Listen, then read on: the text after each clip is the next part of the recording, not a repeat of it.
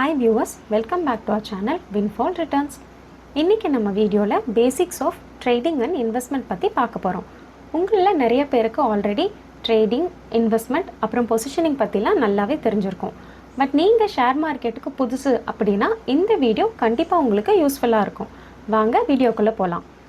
Basics of trading and இன்வெஸ்ட்மெண்ட்டில் first trading பற்றி ஃபுல்லாக பார்த்துடலாம். அதுக்கு முன்னாடி சில பேசிக் டேர்ம்ஸோட எக்ஸ்ப்ளனேஷனை ஃபர்ஸ்ட் பார்த்துடலாம். ஃபர்ஸ்ட் லாங் பொசிஷன்ஸ் இல்லை லாங் அப்படின்னா ஸ்டாக் ஏறும்னு ஃபோர்காஸ்ட் பண்ணி ஃபர்ஸ்ட் வாங்கிட்டு அப்புறம் நம்ம நினச்ச டார்கெட் ப்ரைஸ் ஹிட் ஆனதும் விற்கிறது. இந்த மாதிரி பொசிஷன்ஸை லாங்குன்னு சொல்லுவாங்க. நெக்ஸ்ட்டு ஷார்ட் இல்லை ஷார்ட் பொசிஷன்ஸ் அப்படின்னா ஸ்டாக்ஸ் இறங்க போகுதுன்னு ஃபோர்காஸ்ட் பண்ணி ஃபர்ஸ்ட் விற்றுட்டு அப்புறம் நம்ம ஃபிக்ஸ் பண்ண டார்கெட் வர அதை இறங்குனதும் அந்த இடத்துல அந்த ஸ்டாக்கை பை பண்ணுறது. இதை தான் ஷார்ட்னு சொல்லுவாங்க. அதாவது லாங்னா ஃபர்ஸ்ட் வாங்கணும் அப்புறம் விற்கணும், ஷார்ட்னா ஃபர்ஸ்ட் விற்கணும் அப்புறம் வாங்கணும். நெக்ஸ்ட்டு இன்ட்ராடே பொசிஷன்ஸ் அப்படின்னா இன்றைக்கி எடுத்த பொசிஷன்ஸை இன்றைக்கே க்ளோஸ் பண்ணிடுறது. இதைத்தான் இன்ட்ராடே பொசிஷன்ஸ்னு சொல்லுவோம். அடுத்து டெலிவரி பொசிஷன்ஸ், இதை பொசிஷனல் கால்ஸ்னு சொல்லுவாங்க. அப்படின்னா நம்ம இன்றைக்கி எடுத்த பொசிஷன்ஸை கட் பண்ணாமல் மறுநாள் அதை கேரி ஃபார்வர்ட் பண்ணுறது. இதை ஹோல்டிங்ஸ்னு சொல்லுவாங்க. நெக்ஸ்ட்டு மார்ஜின் அப்படின்னா ஒரு ட்ரேட் ஒரு பொசிஷன் எடுக்க எவ்வளோ கேஷ் வேணும், இதைத்தான் மார்ஜின் ரெக்வயர்டுன்னு சொல்லுவாங்க. ஸோ இப்போ பேசிக் லெவல் மார்க்கெட் டேர்ம்ஸ் பார்த்தாச்சு. இப்போ மெயின் டாபிக்குள்ளே போகலாம்.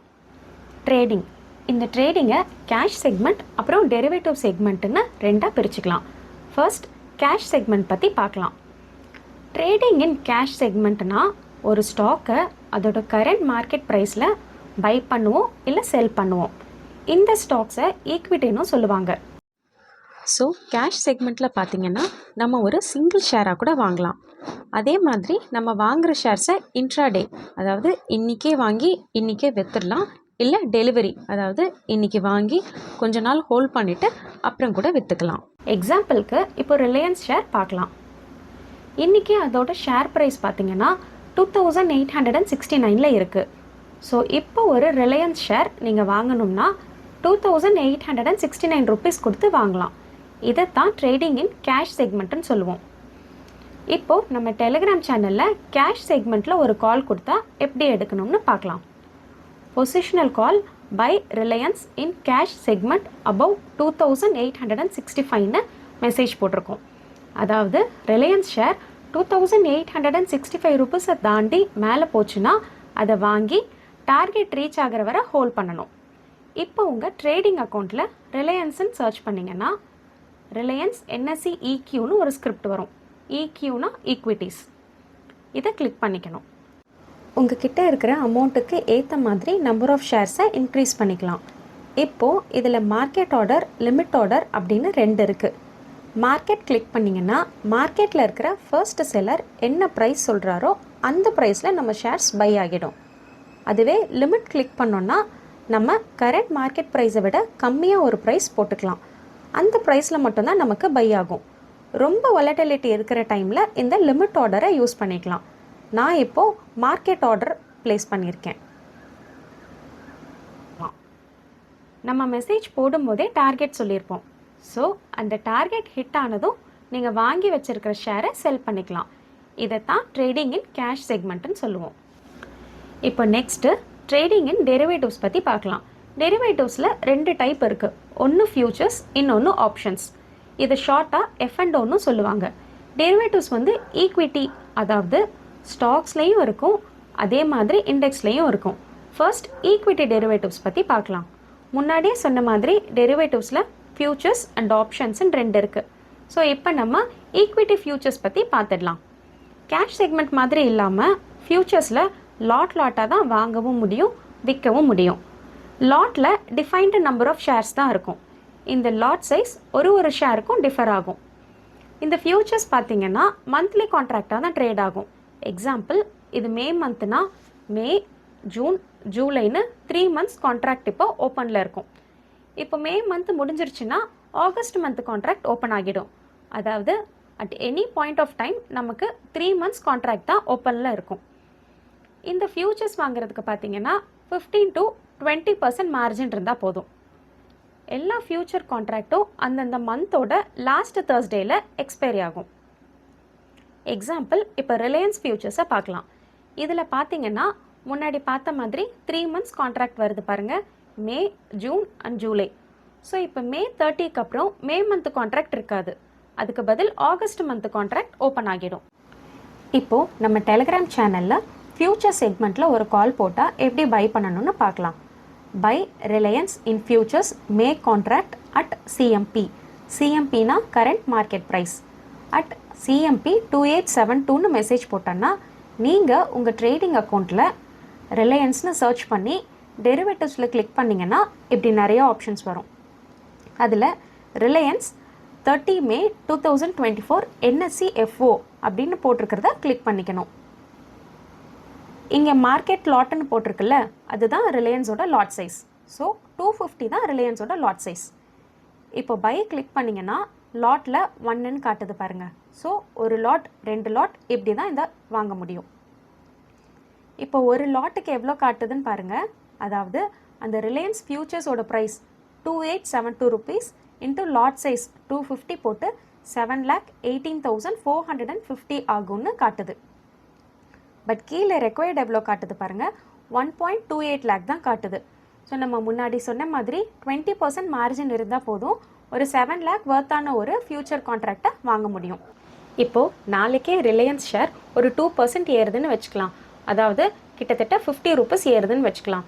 ஸோ நம்ம ப்ராஃபிட் பார்த்தீங்கன்னா இந்த 50 rupees இன்டூ லாட் சைஸ் 250, அதாவது 12,500 rupees ப்ராஃபிட் கிடைக்கும்.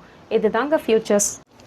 ஸோ டெரிவேட்டிவ்ஸில், ஈக்விட்டிஸில் ஃபியூச்சர்ஸ் பார்த்தாச்சு. இப்போ நெக்ஸ்ட்டு ஈக்விட்டியில் ஆப்ஷன்ஸ் பார்க்கலாம். ஆப்ஷன்ஸில் பார்த்தீங்கன்னா கால் ஆப்ஷன், புட் ஆப்ஷன்னு 2 இருக்குது. கால் ஆப்ஷனை சிஇன்னு சொல்லுவோம், புட் ஆப்ஷனை பிஇன்னு சொல்லுவோம்.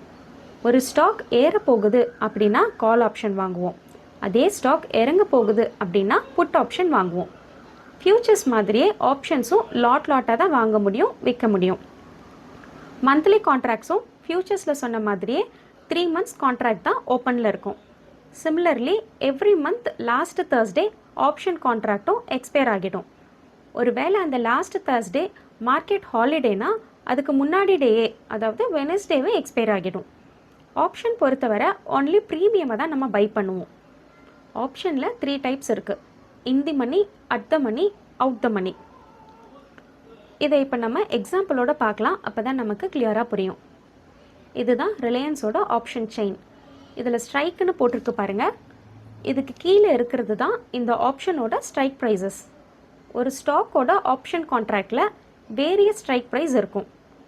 ஒரு ஸ்டாக்கோட கரண்ட் ப்ரைஸ்க்கும் ஒவ்வொரு ஸ்ட்ரைக் ப்ரைஸ்க்கும் இருக்கிற டிஸ்டன்ஸ் அண்ட் அந்த ஆப்ஷன் எக்ஸ்பைரிக்கு இருக்கிற நம்பர் ஆஃப் டேஸை பொறுத்து ப்ரீமியம் கால்குலேட் ஆகும்.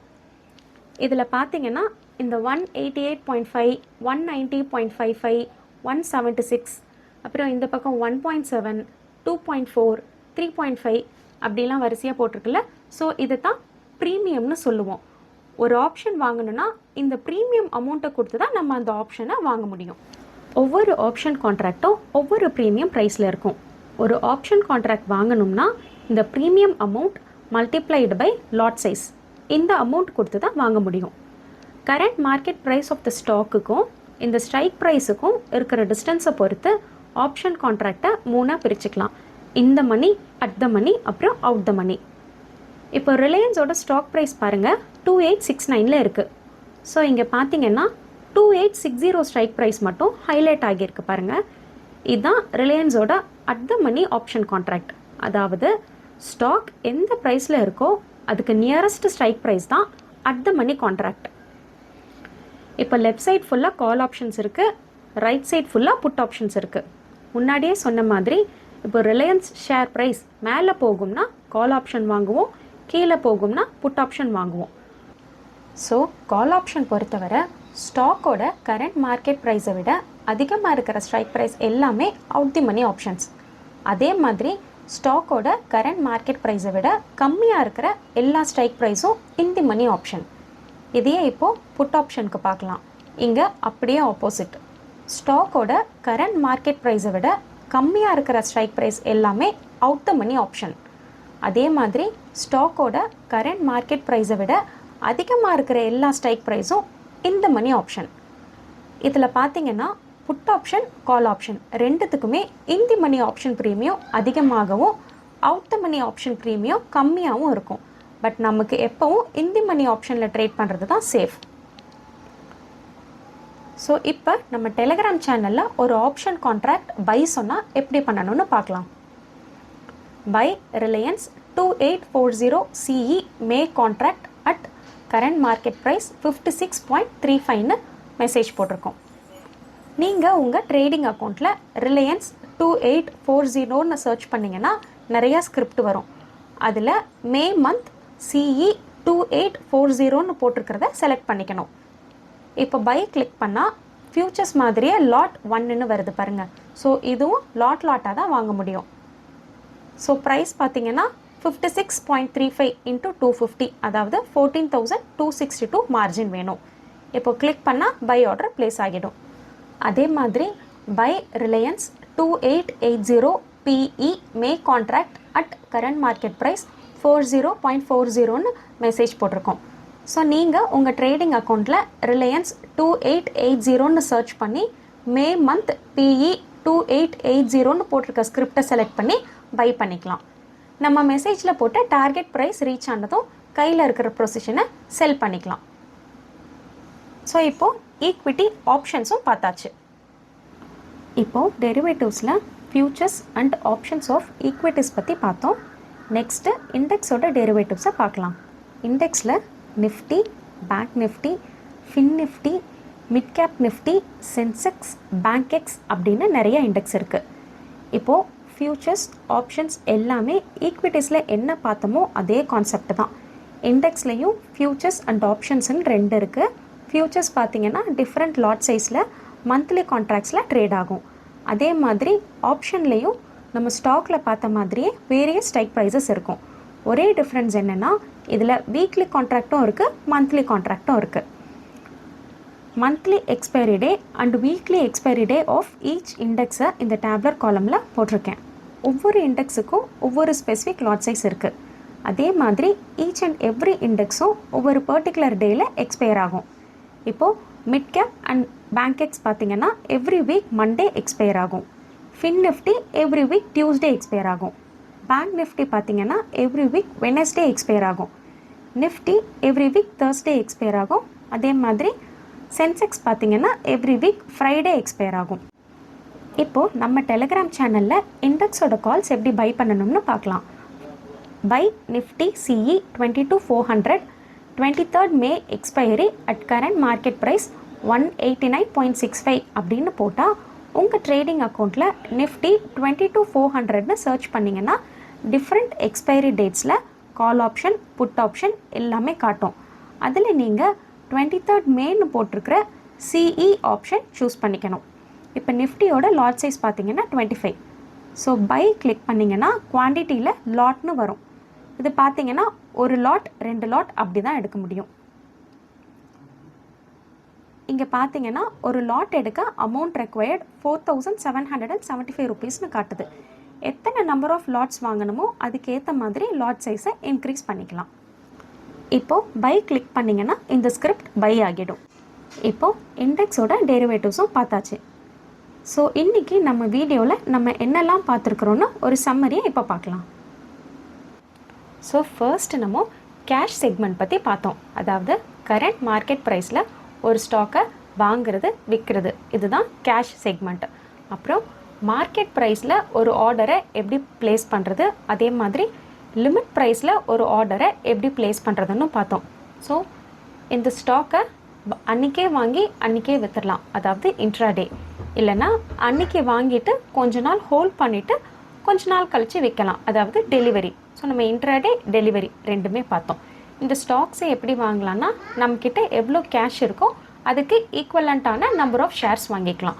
ஸோ இதுதான் ட்ரேடிங் இன் கேஷ் செக்மெண்ட். நெக்ஸ்ட்டு நம்ம டெரிவேட்டிவ்ஸ் பற்றி பார்த்தோம். இந்த டெரிவேட்டிவ்ஸே நம்ம ஈக்விட்டி டெரிவேட்டிவ்ஸும் பார்த்தோம், அதே மாதிரி இண்டெக்ஸ் டெரிவேட்டிவ்ஸும் பார்த்தோம்.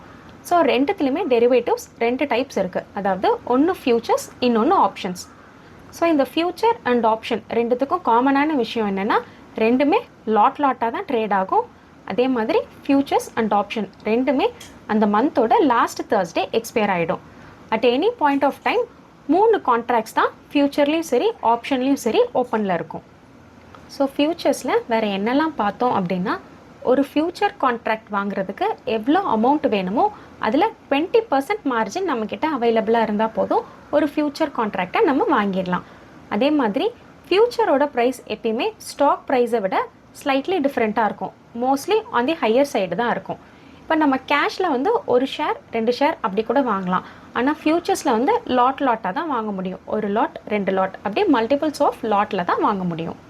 நெக்ஸ்ட்டு ஆப்ஷன்ஸ் பார்த்தோம். அதில் நம்ம என்ன பார்த்தோம் அப்படின்னா, call option, put option. So 2 பார்த்தோம். கால் ஆப்ஷன் அப்படின்னா ஒரு ஸ்டாக் ஏறப்போகுது அப்படின்னு ஃபோர்காஸ்ட் பண்ணனா கால் ஆப்ஷனை வாங்குவோம். அதே மாதிரி புட் ஆப்ஷன் என்னென்னா, ஒரு ஸ்டாக் இறங்க போகுது அப்படின்னா நம்ம புட் ஆப்ஷனை வாங்குவோம். ஒரு பர்டிகுலர் ஸ்டாக்கோட ஆப்ஷன் கான்ட்ராக்டில் வேரியஸ் ஸ்ட்ரைக் ப்ரைஸஸ் இருக்கும் அப்படின்னு நம்ம பார்த்தோம்.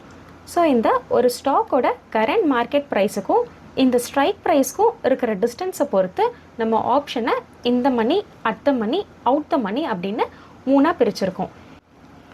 ஃபர்ஸ்ட் இந்த மணினா என்னன்னு பார்க்கலாம். இந்த மணி அப்படின்னா கால் ஆப்ஷனை பொறுத்த வரைக்கும் கரண்ட் மார்க்கெட் ப்ரைஸை விட கம்மியாக இருக்கிற எல்லா ஸ்ட்ரைக் ப்ரைஸுமே இந்த மணி தான். புட் ஆப்ஷனை பொறுத்த வரைக்கும் கரண்ட் மார்க்கெட் ப்ரைஸை விட அதிகமாக இருக்கிற எல்லா ஸ்ட்ரைக் ப்ரைஸுமே இந்த மணி தான். நெக்ஸ்ட்டு அட் த மணினா என்னன்னு பார்ப்போம்.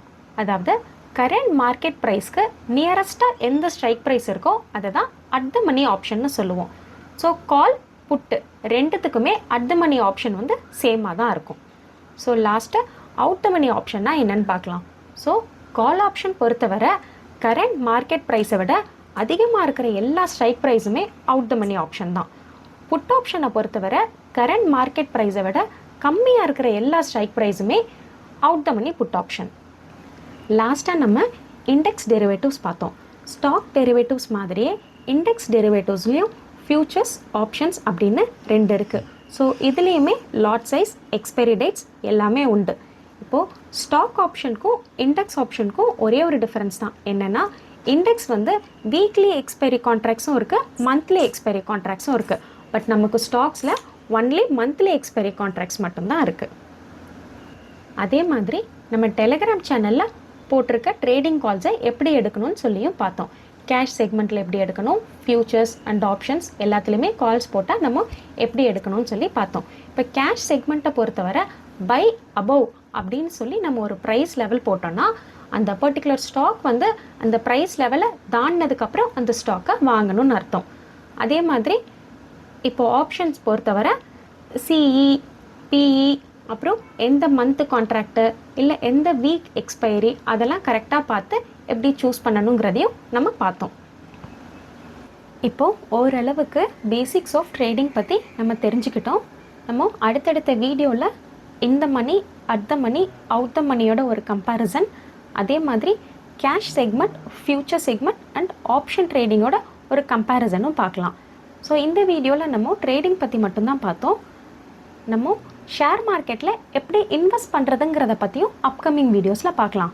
ஸோ இது எல்லாத்தையும் விட இம்பார்ட்டண்ட்டான விஷயம் ட்ரேடிங்கோ இன்வெஸ்ட்மெண்ட்டோ ஒரு ஸ்டாக்கை எப்படி சூஸ் பண்ணுறதுன்றது தான் இம்பார்ட்டண்ட்டான விஷயம். ஸோ இதை பற்றியும் நம்ம அப்கமிங் வீடியோஸில் பார்க்கலாம்.